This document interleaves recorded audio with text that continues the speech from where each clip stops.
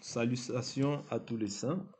Nous bénissons encore l'Éternel encore pour ce jour qu'il nous accorde de pouvoir nous exhorter autour de sa parole. Nous croyons que l'Écriture déclare: m'approcher de toi, c'est tout un bonheur. Donc nous allons pour cela prendre nos Bibles et continuer notre partage sur le thème que nous avons intitulé rempli de l'esprit ou rempli de la chair.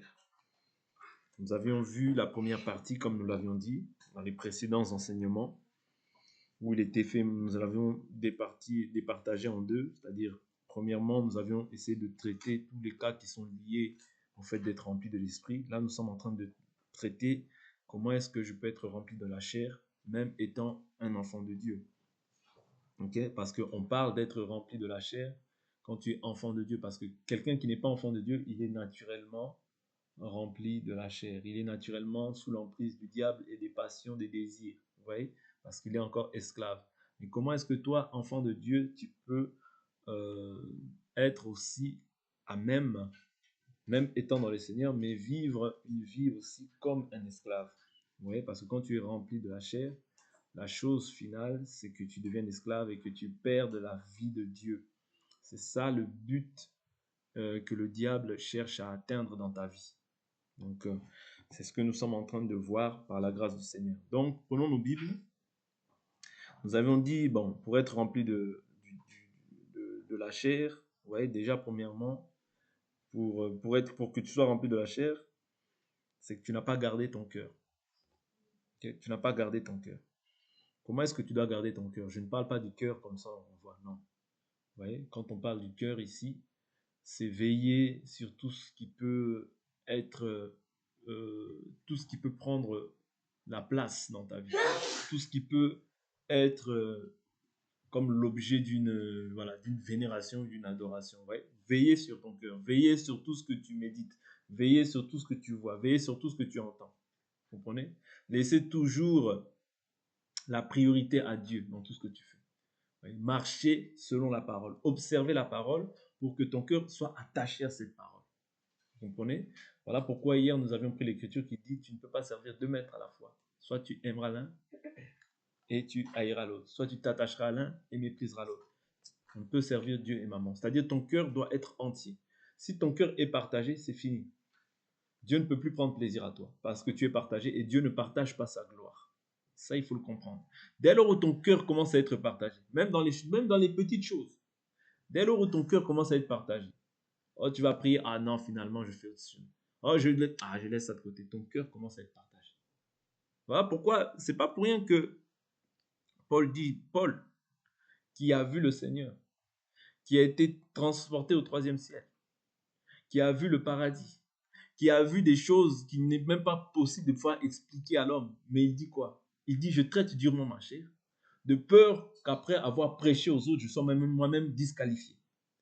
Si Paul peut dire ces choses-là, à combien plus forte raison nous devons réellement nous garder purs? Ouais. Il dit: de peur d'être moi-même disqualifié. Vous comprenez? C'est pour vous dire à quel point entrer par le chemin étroit est difficile. C'est pour vous dire que si nous ne mettons pas plus de détermination, nous n'accéderons pas au royaume des cieux. Parce que plus nous avançons, plus le diable va multiplier les manœuvres séductrices pour pouvoir nous détourner simplement de la foi. Oui, parce que la Bible nous dit de racheter le temps car les jours sont mauvais. Et nous devons savoir, tout enfant de Dieu averti doit comprendre et savoir que le diable est descendu sur cette terre. Oui, mais il est descendu sur cette terre comment? Plein de colère, sachant qu'il lui reste peu de temps. Et dans ce temps qui lui reste, c'est-à-dire qu'il use de stratégies. C'est-à-dire les stratégies que nous voyons aujourd'hui, dans 10 ans, ce sera pire. Dans 15 ans, ce sera pire. Dans 20 ans, ce sera pire parce que l'intelligence augmente. Vous comprenez? C'est-à-dire les manœuvres séductrices vont augmenter. Vous allez voir bientôt, vous allez voir les gens nus, comme ça, dans la rue. Puisque c'est des choses qu'on voit déjà presque maintenant à la télé. Voilà pourquoi un enfant de Dieu doit être sélectif sur tout. Surtout, Le rôle de Dieu, c'est de te revêtir. Le rôle du diable, c'est de te dévêtir. Tout ce que Dieu appelle bon, le diable l'appelle mal. Voilà pourquoi quand ton cœur est attaché aux choses de la terre, c'est dangereux. Vous comprenez? C'est dangereux. Parce que, je vous dis toujours que c'est une semence. Ok? Le diable en jette une semence, envoie une semence. Et cette semence, c'est une parole. Dieu aussi te donne sa semence. Cette semence aussi, c'est la parole. Le diable, la semence qu'il va jeter en toi, va produire toutes sortes de fruits qui sont mauvais. Tout ce qui est mauvais, c'est ce que ça va produire. La haine, la colère, la jalousie, l'orgueil, tout ça, c'est ce que ça va produire. Mais Dieu, ça va produire tout le contraire. L'amour, la joie, la paix, la patience, bonté, douceur, bienveillance, fidélité, maîtrise de soi.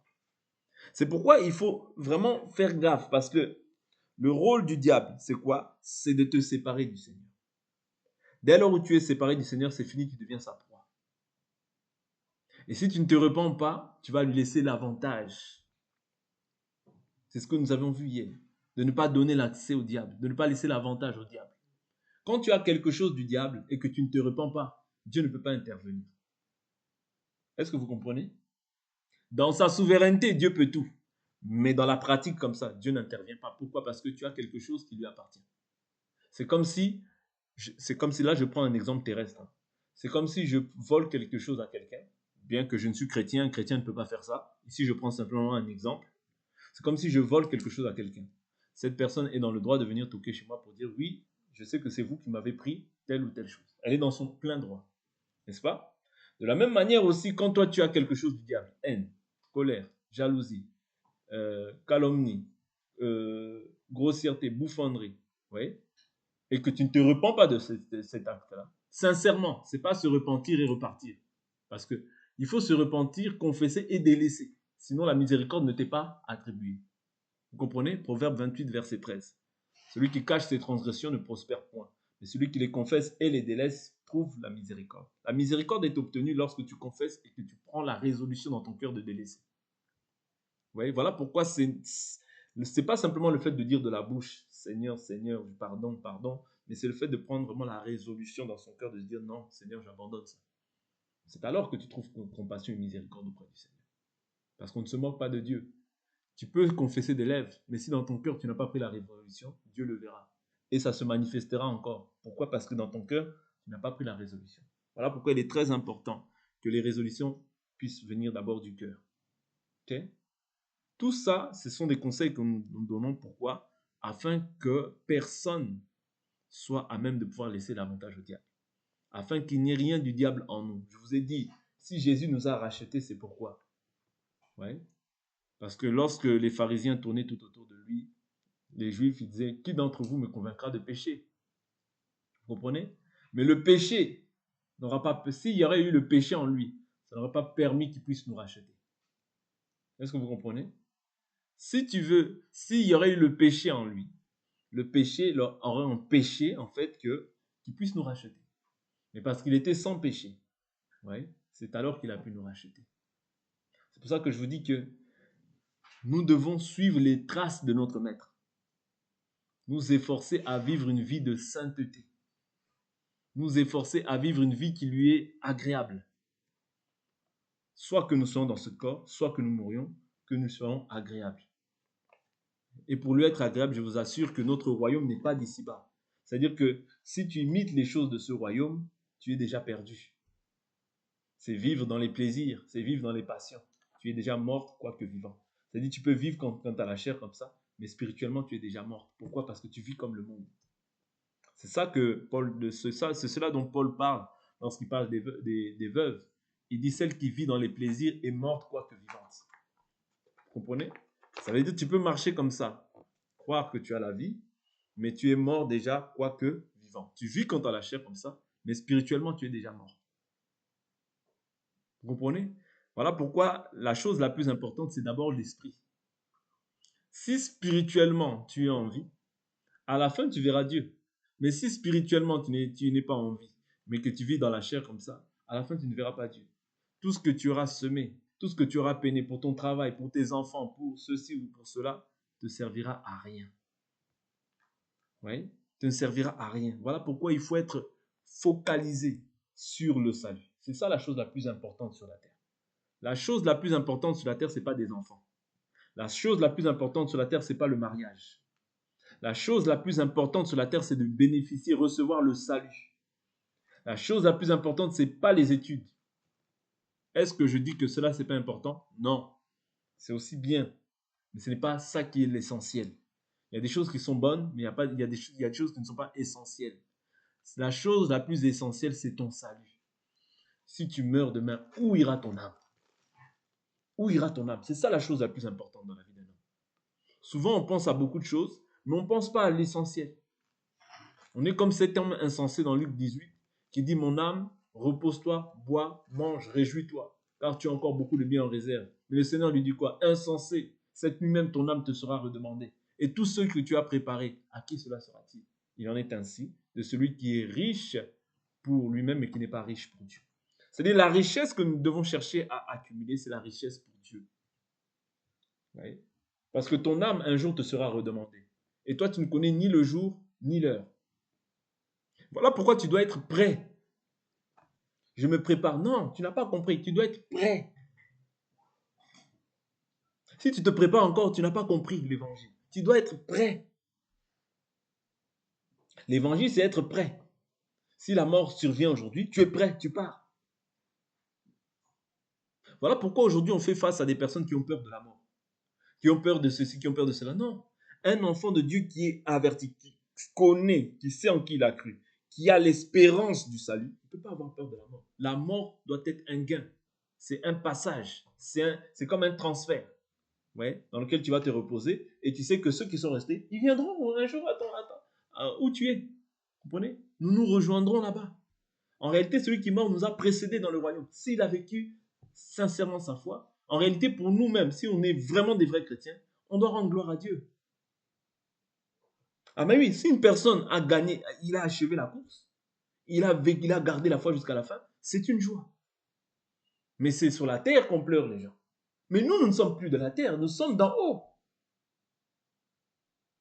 Nous sommes d'en haut. Un chrétien qui a achevé la course, en réalité, ça doit être une joie pour nous.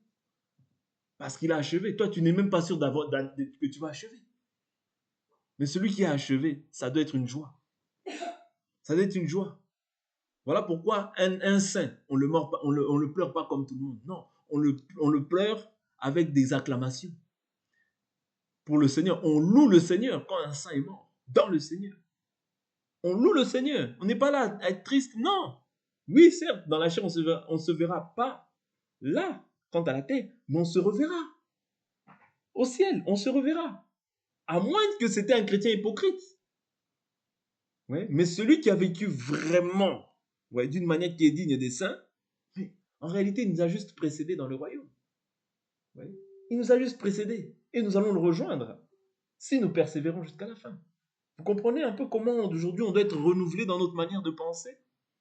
Si on ne comprend pas l'évangile comme ça, on va vivre comme les païens. La personne pleure, il est chrétien, il a vécu dans la foi, il a achevé la course.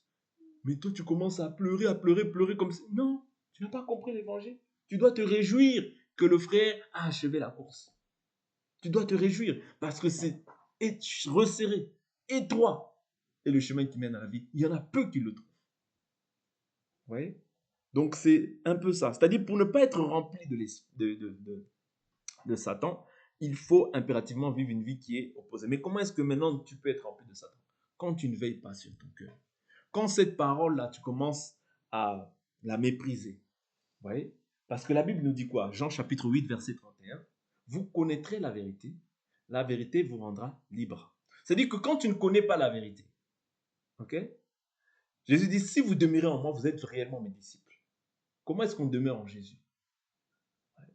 Comment est-ce qu'on demeure maintenant en Jésus?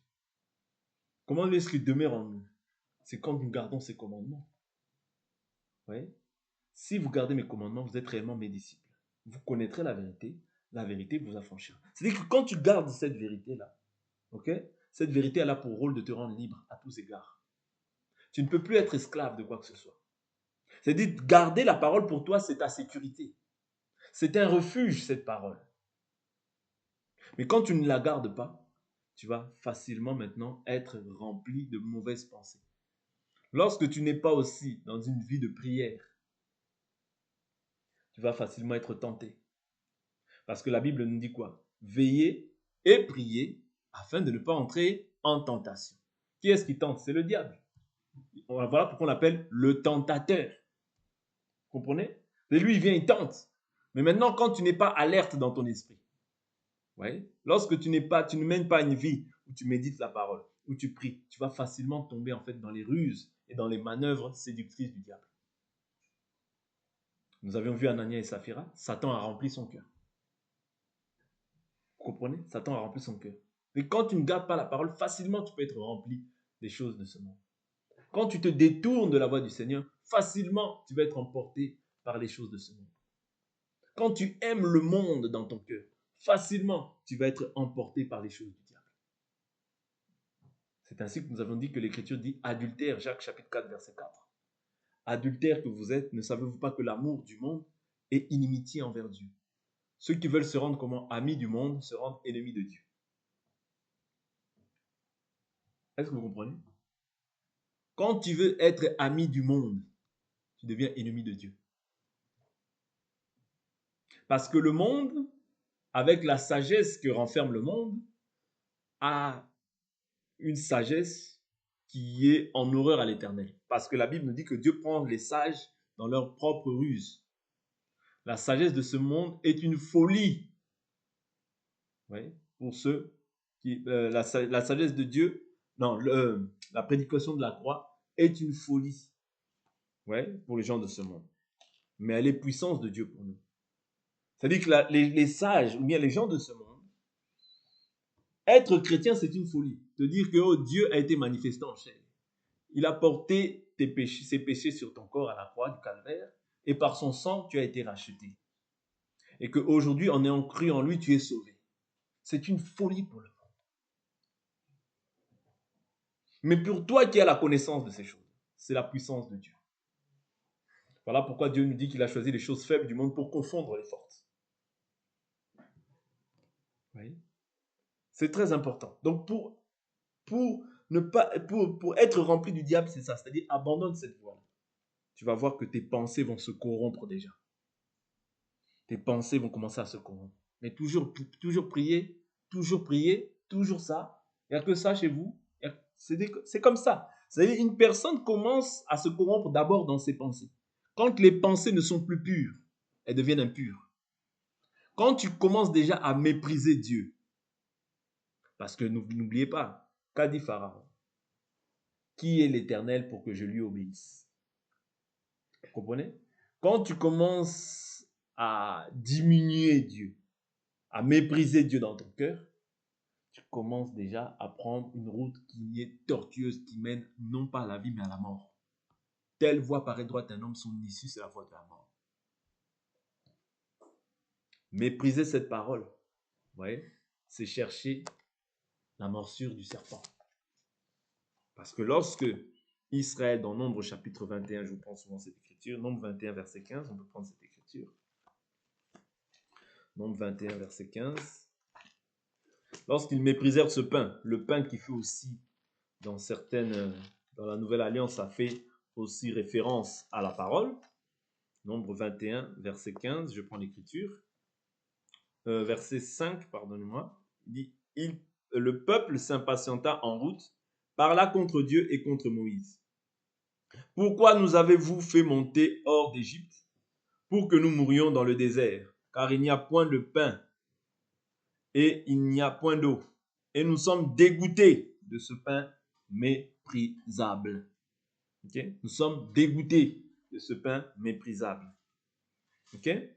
Alors l'Éternel fait quoi? Il envoya contre le peuple les serpents brûlants. Qui est-ce qui les a envoyés? C'est l'Éternel lui-même. Oui. Ce qui a été, ce qui est, ce qui sera, rien de nouveau sous le soleil. Tu méprises le pain, tu méprises cette parole, oui, Dieu permettra, oui, que le châtiment aussi puisse atteindre ta vie. Parce que quand tu es la propriété de Dieu, Dieu veille sur toi. Son nom est invoqué sur nos vies. N'aime pas Dieu comme toi tu veux. aime Dieu comme Dieu le veut. Quand Dieu t'a pris, quand tu confesses le nom de Dieu, voilà pourquoi l'Écriture dit, tous ceux qui confessent le nom du Seigneur Jésus-Christ, ils s'éloignent de l'iniquité. Oui. Tous ceux, quand tu confesses le nom de Jésus, éloigne-toi de l'iniquité, parce que sinon, ce n'est pas à un homme que tu auras affaire, mais c'est à Dieu lui-même. Oui. C'est-à-dire, éloigne-toi de l'injustice, éloigne-toi de tout ce qui est mal. Quand tu confesses le nom de Jésus, éloigne-toi, parce que ce même nom-là, cette parole, c'est une épée à double tranchant. Cette parole, quand tu marches dans la volonté de Dieu, elle te justifie. Quand tu marches contrairement à la volonté de Dieu, cette même parole devient un jugement pour toi. Vous comprenez? Autant cette parole peut t'élever, mais autant elle peut t'abaisser. Mais pour être rempli de Satan, c'est simple, c'est simple. Vis selon le monde. Prends les coutumes de ce monde, adopte-les à ta vie. Tu verras facilement comment on verra aussi la manifestation de Satan dans ton corps. On le verra. Oui? On le verra. Parce que c'est de l'abondance du cœur que la bouche parle. Quand tu commences à adopter des mauvais langages, c'est déjà des mauvaises voies que tu commences à emprunter. Un langage d'un enfant de Dieu doit différer des langages des gens de ce monde. Je ne cesserai pas de le répéter. Lorsque Pierre, devant la femme, cette femme devant la servante, cette servante, qu'est-ce qu'elle a dit? Tu parles comme eux, ton langage te trahit. Est-ce que Jésus, lorsqu'il parlait, il avait un langage insultant, ou bien un langage à la manière des hommes de ce monde? Non. Vous comprenez? Donc nous aussi, il ne faut pas qu'il y ait des bouffonneries, des propos insensés qui sortent de nos bouches, des insanités. Oui? Mais il faut qu'il y ait plutôt des actions de grâce, des bénédictions. Oui? Oui? C'est ça qui est un enfant de Dieu. C'est ça qui est un enfant de Dieu. Ok? C'est-à-dire un enfant de Dieu ne se conforme pas. Dieu a interdit à tout enfant de Dieu de se conformer au siècle présent mauvais. Voilà pourquoi tu dois être un sacrifice si tu veux voir Dieu. Tant que tu n'es pas à l'état de sacrifice, pour toi les portes du royaume sont encore fermées. Je vous dis la vérité. Ce que Dieu doit agréer, quand je vous dis, je vous prends toujours des exemples sous la loi. Sous la loi, on faisait passer l'Holocauste. L'Holocauste devait être brûlé en entier. Quand l'Holocauste était brûlé dans l'entièreté, vous voyez, c'était cendre. Vous comprenez? C'était une cendre. Et c'était ça à quoi Dieu prenait. Dieu disait que c'était un parfum de bonne odeur. Ça lui revenait comme un parfum de bonne odeur. C'est-à-dire que pour que tu sois un parfum agréable au Seigneur, il faut que, en réalité, il faut quoi? Que tu meurs au péché, que tu meurs à toi-même et qu'ainsi tu t'offres pleinement à Dieu. C'est alors que tu seras un parfum de bonne odeur. Mais tant que ta vie, tu la gardes, sache que tu es ennemi de Dieu parce que tu combats Dieu. Garder sa vie, c'est être en opposition, être adversaire de Dieu. Oui. Et c'est être rempli du diable. Parce que c'est garder sa vie. La Bible dit, celui qui veut garder sa vie, la perdra. Mais celui qui perdra sa vie à cause de moi, à cause du royaume, la retrouvera. Notre foi, c'est qui perd, gagne. Tu veux gagner aujourd'hui, tu perdras. Tu perds aujourd'hui, tu gagneras. Vous savez ce qui est bien dans les choses, dans la foi, c'est que Dieu ne prend pas de gants. Les hommes peuvent prendre des gants, vous voyez, mais Dieu ne prend pas de gants. Si tu n'es pas avec moi, tu es contre moi. Si tu n'assembles pas avec moi, tu disperses. Vous comprenez? Donc, soit tu es avec moi, soit tu es contre moi. Donc, c'est le temps où il faut apprendre aussi à se positionner. Je crois comme ça, je vis comme ça. Qu'importe ce que les gens disent, je continue ma route. Qu'importe que les gens me lapident, je continue ma route. Parce que j'ai un objectif. Ouais. Un enfant de Dieu ne marche pas comme les païens. Un enfant de Dieu, je le répète, ne marche pas comme les gens du monde. Un enfant de Dieu ne vit pas comme les gens du monde. N'écoute pas les chansons du monde. N'agis pas comme les gens du monde agissent. Parce que toi, tu es la propriété de Dieu. Dieu t'a racheté, oui, par le sang précieux de l'agneau. Un enfant de Dieu, c'est celui qui s'efforce à vivre la parole. C'est s'efforcer. La Bible dit, efforcez-vous. Si tu ne t'efforces pas, je t'assure, tu seras rempli. C'est facile d'être... Comme je vous dis toujours, c'est facile de détruire. Mais bâtir, c'est dur. Et la Bible est claire. 1 Corinthiens 3. Si quelqu'un détruit le temple de Dieu, Dieu le détruira. Car le temple de Dieu est saint et c'est ce que vous êtes. Un enfant de Dieu ne vit pas dans la débauche. Un enfant de Dieu ne vit pas dans la débauche. Parce que celui qui s'unit à la prostituée fait un seul corps avec elle. Tu t'unis avec un sorcier, tu deviens sorcière. Tu t'unis avec une sorcière, tu deviens sorcier. C'est comme ça, c'est-à-dire que spirituellement, frère, vous faites un. Comme nous aussi, aujourd'hui, nous sommes unis avec le Seigneur, nous faisons un avec le Seigneur. Oui. Il y a des aspects spirituels, c'est-à-dire avant qu'on voie les choses naturelles, il y a toujours des aspects spirituels en toute chose. Le monde entier est au pouvoir du malin, mais nous sommes de Dieu. Si tu es de Dieu, prouve-le par tes œuvres. Prouve-le par tes œuvres. Oui. Si tu méprises cette parole, si tu n'appliques pas cette parole, tu verras les serpents aussi sur ta route. Et ce n'est pas moi, c'est l'Écriture. Oui. Dieu envoya les serpents brûlants. Okay? Ils mordirent le peuple et il mourut beaucoup de gens en Israël. Toutes ces choses-là nous ont été données pour notre instruction, afin que nous n'ayons pas aussi les mêmes désirs. Oui. Nous n'ayons pas les mêmes désirs. Parce que si ces désirs-là montent en toi, c'est ça la finalité. C'est-à-dire beaucoup moururent. Oui. Beaucoup sont morts. Pourquoi? Parce que plusieurs ne furent pas agréables à Dieu. Plusieurs, c'est ce que nous dit 1 Corinthiens 10, plusieurs tombèrent dans le désert, plusieurs ne furent pas agréables à Dieu. Comment est-ce que tu peux être agréable à Dieu? Romains 12, la Bible dit, je vous exhorte par les compassions de Dieu à offrir vos corps comme un sacrifice vivant, saint, agréable à Dieu. Vous comprenez? C'est comme ça que tu es agréable à Dieu. Quand c'est saint, c'est agréable à Dieu. La Bible dit, ce qui sera de votre part un culte raisonnable. C'est-à-dire le culte raisonnable, c'est d'offrir son corps saint. Et la sainteté réside dans ce qui est écrit. C'est ça qui sera un culte raisonnable. C'est ça que Dieu va agréer chez toi. C'est ça qui va démontrer que non, toi tu aimes Dieu. Vous comprenez? Mais il dit quoi? Verset 7, il dit, le peuple se rendit auprès de Moïse et dit, nous avons péché, car nous avons parlé contre l'Éternel et contre toi. Prie l'Éternel afin qu'il éloigne de nous ces serpents.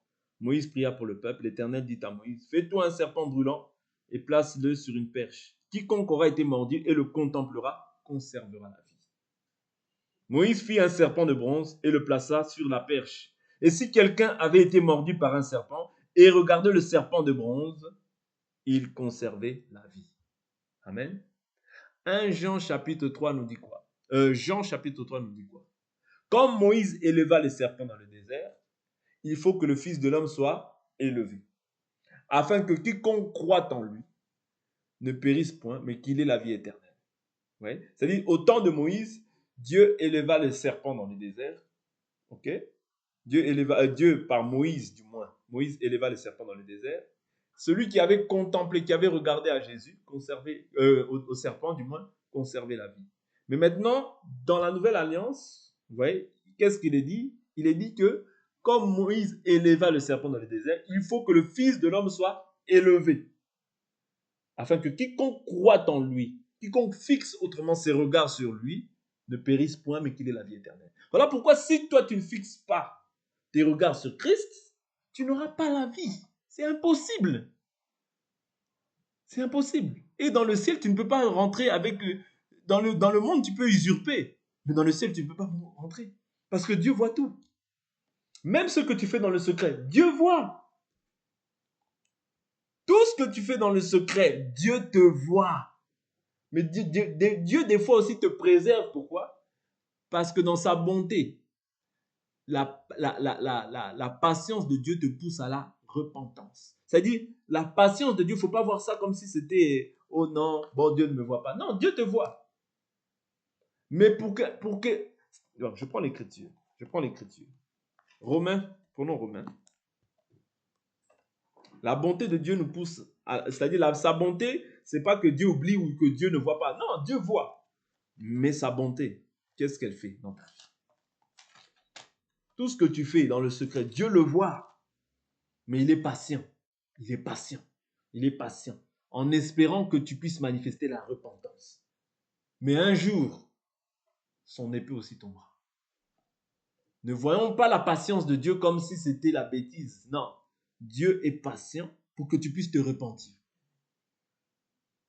Ok? Romains chapitre 2. Romains chapitre 2, je prends l'écriture. Romains chapitre 2. Tu es donc inexcusable, qui que tu sois, toi qui juges, car en jugeant les autres, tu te condamnes toi-même. Puisque toi qui juges, tu agis comme eux. Nous savons en effet que le jugement de Dieu contre ceux qui agissent ainsi est selon la vérité. Comptes-tu, toi qui juges ceux qui agissent ainsi et qui fais comme eux, que toi tu échapperas au jugement de Dieu? Ou méprises-tu les richesses de sa bonté, de son support et de sa patience, sans reconnaître que la bonté de Dieu te pousse à la repentance? Mais par ton endurcissement, ouais, c'est ça que l'homme fait. Je m'endurcis à la parole. Je m'endurcis à la parole. Mais qu'est-ce que l'endurcissement produira? Mais par ton endurcissement et par ton cœur impénitent, tu t'amasses quoi? Un trésor de colère pour le jour de la colère et de la révélation du juste jugement de Dieu, qui rendra à chacun selon ses œuvres. C'est-à-dire que tout ce que tu es en train de faire, quand tu t'endurcis, en réalité, tu t'amasses aussi des trésors. Des trésors, des trésors. C'est un trésor que tu amasses. Mais pourquoi? Pour le jour de la colère. C'est-à-dire quand Dieu déversera sa colère, c'est-à-dire le jugement aura débordé. C'est-à-dire le trésor de méchanceté qui est dans ton cœur, les trésors que tu fais, le mal que tu es en train de faire, c'est un trésor. Voilà pourquoi l'homme est constitué de deux trésors. Des trésors qu'il amasse pour le ciel, mais des trésors aussi qu'il amasse pour la colère. Comment est-ce que j'amasse des trésors pour la colère? Lorsque je suis toujours, quand toutes les actions que je pose sont, c'est-à-dire vouées au mal. Lorsque je me rebelle à cette parole, j'amasse des trésors. Parce que pour toi, c'est une gloire. Quand tu fais le mal, pour toi, tu te glorifies du mal. Ah, je lui ai dit ça, je lui ai mal parlé. Oui, et puis quoi? Ah, là, tu es content, ta chair, elle est contente. En réalité, c'est un trésor que tu t'amasses. Quand tu fais encore le mal, c'est un trésor. Tu t'amasses. Quand tu vas faire n'importe quoi, c'est un trésor. Mais tout ça, en fait, Dieu est patient avec toi.